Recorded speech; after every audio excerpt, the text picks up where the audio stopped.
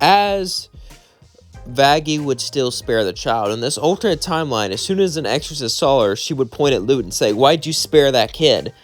Lute would say, "I did no such thing. How dare you?" Suddenly, exorcists would surround her, and she began to scream, "I didn't do it. I didn't do it," as they left her, just like they left Vaggie.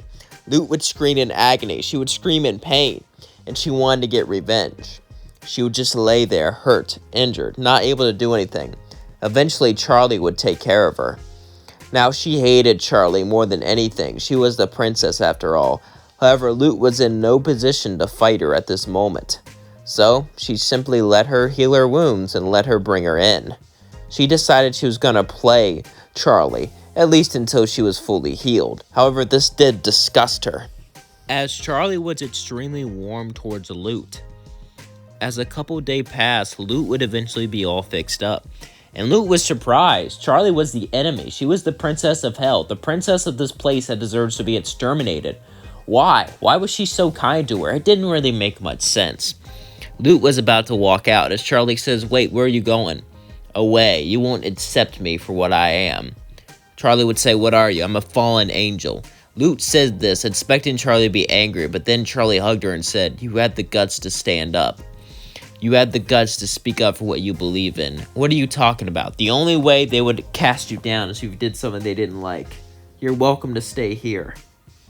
As Charlie wouldn't be mad, because the reason she was mad with Vaggie is because Vaggie never told her. Lute would be shocked by Charlie's niceness. After all, she was the enemy. Lute would say, "Yeah, right," as she walked out. As she began to walk on by herself, she started to think, what was this feeling? Her heart beat warmly, thinking about Charlie. Lute thought she could continue to use Charlie. As Lute went back, Charlie would open her door and hug her. "I'm so sorry for the way I treated you," Lute would say, "but I walked out on you," as Charlie would make excuses for her. She's never met someone this nice before. If it was Adam would have yelled at her for doing this, for walking off. As Lute would say, yeah, as Lute would stay with Charlie, a few days would pass, as Lute was getting used to this new kind of lifestyle. Charlie didn't have a hotel yet, just an apartment, but now Charlie could afford a big castle or something like that, but that's a big target, and she would need lots of bodyguards, so she laid low with Lute. However, one day something happened. As Charlie and Lute were walking out, some demons would surround them. They were sinners. They were new. They didn't understand the hierarchy. They just saw two girls they liked. Only one of them would grab Charlie. Now, Charlie was way more powerful than them. She could easily stop them. But she was too nice. She said, "Oh, can you please let me go?" "No, I think we're gonna..." Suddenly, Lute would pull out her weapon, as then they would all fall to the floor. Lute would say, "You gotta stop being so nice, Charlie. You gotta defend yourself." As Charlie would say, "You protected me." "Hey, can I ask you something?" Lute would look at Charlie and say, "Yeah." But as that was going on, we cut to Vaggie and Adam. As Adam was with Vaggie, Vaggie would look at Adam as Adam would look at her. "I'm very impressed with you, Vaggie. You put up this slack ever since Lute was taken away. So, that's why I'm going to promote you to second in command." Vaggie was shocked. Could she really do this? Well, there was no turning back now. After the mistake she made, after she blamed it on Lute, now she was going to have to lead the army with Adam. Vaggie would say, "I don't know what to say." Adam could say, "Oh, you could just say I'm awesome and you wanna, Vaggie would say, "No. Worth a try. Alright, you get a better room now." As Vaggie would sit there in heaven, she couldn't believe what she'd done. She couldn't believe she lied. She threw Lute under the bus and everyone believed her. Could she really live with herself after doing such an awful thing to a fellow comrade? After everything Lute did for them, this is how Vaggie repaid him. She didn't know how she can sleep at night after all this. As then we cut to Lute and Charlie. Lute and Charlie have been getting along more and more. Lute protects Charlie, even though Charlie doesn't really need it, because Charlie doesn't like the fight. And Lute actually enjoys being around Charlie, even though she would never really admit it. As one day, Charlie would look at Lute and say, "You could have moved out, got a job, but you haven't. You stayed with me." Lute would say, "Do you want me to go?" "No, I don't." "Then why are you bringing this up?" As Charlie would say, "You really are clueless, aren't you?" Lute would then look confused and say, "What are you talking about, princess?" As Charlie would sigh and look at her, she slowly walked up to her, then kissed her on the lips. "I like you." As Lute's first response was to kiss her back, but then she walked off, face was red. "I've never dated a girl before, much less the princess of hell. I just can't. Lute would then run away, as Charlie would say, "Lute! Lute!" As Lute continued the run, she couldn't believe this. She couldn't believe what was happening. She had to get her bearings together. She couldn't do this. As Lute kept walking, however, she would bump into someone with advice, Rosie. As Rosie would then look at Lute and say, "What's wrong?" Lute would say, "None of your business." As Rosie would say, "Can you tell me, darling?" She would sigh and start to sing, "My heart's filled with love, but it's also filled with hate. I don't know what to choose anymore. My life is a lie. My afterlife is a lie. What do I do?" Rosie would say, "Go with your heart, darling. Go with what it says. I know it has an answer somewhere in there." As they would sing, Lute would then run back off, as Charlie was sitting alone, sad. As Lute would knock on the door, Charlie would open it and say, "I'm so sorry, I know you don't," but then suddenly Lute would kiss Charlie, as Charlie would kiss her back, and they would have, well, a night of fun.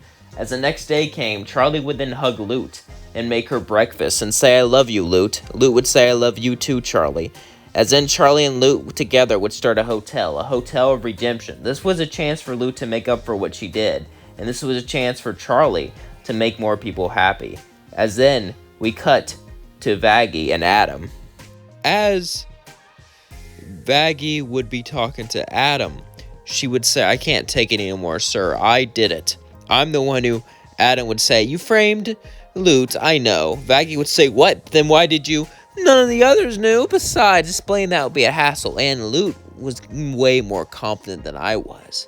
At least according to Sarah, I need to be more like Lute. But with you, with a guilty conscience, barely able to do anything, I would look very good in contrast. So that's why I made you my real second in command. And you can't do anything about it, because I can tell people the truth, and you would be ruined. As suddenly, Vaggie would start to yell at Adam, and then she would say, I'm sorry, it's just..." Adam would say, "It's fine. You can't do anything about it." As then Vaggie would run off mad. We cut back to the hotel, and everything would run similarly as in canon, but with a few differences. As Angel would be way more scared of Lute than he was of Vaggie, and he would actually behave way better because, well, Lute is scary. As Alistair and Lute would butt heads a lot, since Lute wouldn't really be scared of Alistair, even though he was the... only the great and powerful radio demon, but Lute's taken down overlords before, especially with her weapon that she managed to take with her, so it wasn't really that much of a big deal. As tensions were high, though, the hotel would eventually go along smoothly, as people got used to Lute and even started to like her. However, eventually someone would come. His name was Adam, and this time he would come with Vaggie. As Adam and his army rained from the sky, Vaggie would come with him, as suddenly she would fight Lute. As Lute and Vaggie began to fight, Lute would say, "I can't believe you framed me. You ruined my life."